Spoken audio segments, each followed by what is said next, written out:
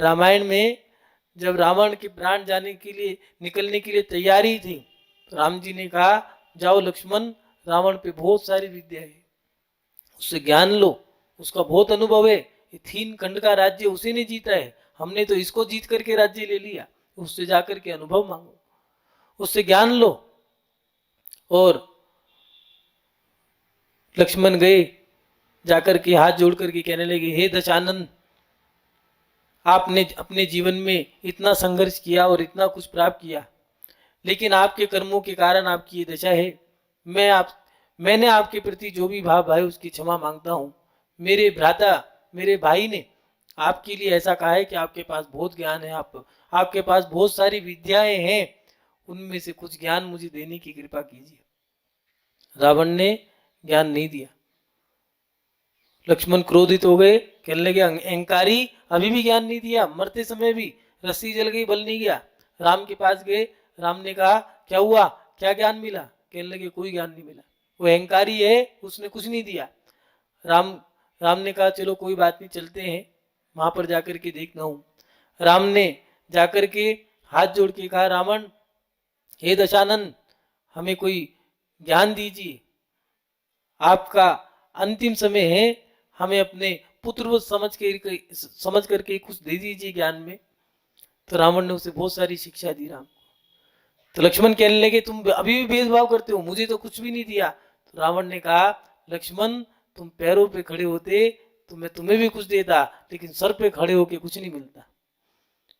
महानुभाव, अगर शिक्षा प्राप्त करनी है, वृद्धों से अनुभव लेना है, तो आपको छोटा बनना पड़ेगा।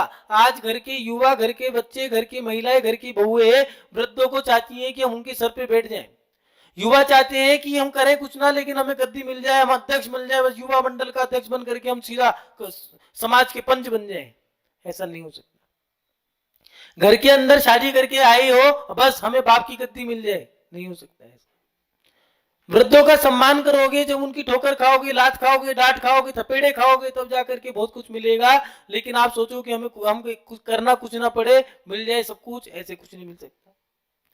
वृद्धों से आपको कुछ चाहिए तो आपको झुकना पड़ेगा, उनकी सेवा करनी पड़ेगी, तब जाकर के आपको यश मिलेगा, विद्या की प्राप्ति होगी, दीर्घायु होगी, बल बढ़ेगा।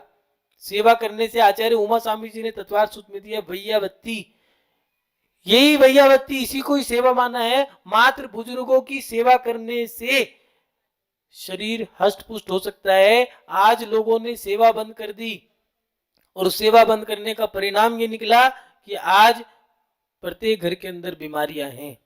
पहले सुबह उठ करके माता पिता के चरण छुआ करते थे, माता पिता को नमस्कार करते थे, भाइयों को बहनों को सबके चरण छुआ करते थे, भाई को भैया कहा करते थे, अपने घर की बहन को दीदी कहा करते थे। आज तो पति को भी बाबू, घर के कुत्ते को भी बाबू कह रहे हैं, पति को भी बाबू कह रहे हैं। कहा पति को परमेश्वर कहा करते थे, बड़े भाई को भाई कहा करते थे, बहन को दीदी कहा करते थे, माता पिता को भगवान माना करते थे। आज सारी परंपराएं खत्म कर दी। सुबह उठ करके चरण छुआ करते थे, उनसे उन बच्चों का यश बढ़ता था, उनका वैभव बढ़ता था, उनकी दीर्घायु हुआ करती थी। 90-90 साल तक, 100-100 साल तक भी उम्र में कोई बाल काला सफेद नहीं होता था, दांत नहीं गिरते थे, हाथ पैर काम करते थे। आज 25 साल की महिला भी मुड्डे पे बैठती है, 40 साल का बच्चा भी बीमार है, परेशान है। युवा कहता है कि मैं 40 साल में बूढ़ा हो गया, 45 साल का व्यक्ति अपने आप को बूढ़ा मानने लग गया है। कारण सेवा नहीं रही। बुजुर्गों की जब सेवा करोगे तभी तो आशीष मिलेगा। लेकिन हम तो ये चाहते हैं सेवा करें ना, मेवा मेवा ही मिले जाए।